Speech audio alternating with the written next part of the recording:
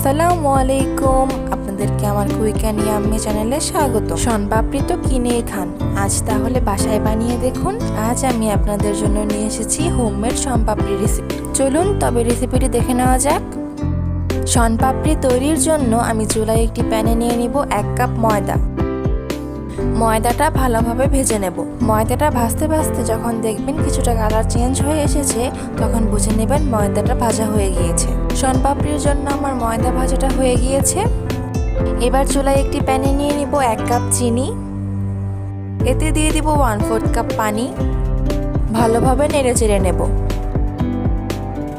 এবার এতে দিয়ে দিব 1 টেবিল চামচ লেবুর রস। লেবুর রস দেওয়াতে চিনিটা শক্ত হয়ে যাবে না।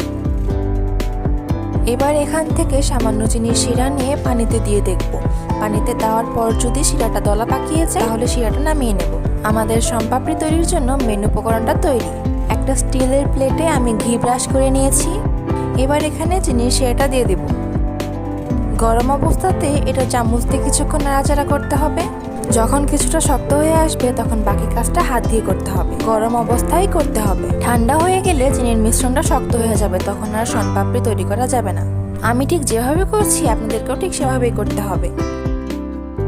এভাবে কিছুক্ষণ ভাজ করার পর চিনির মিশ্রণের 2 মাথা একসাথে লাগিয়ে নেব। তারপর ভেজে নেওয়া আটাতে এটা দিয়ে দেব।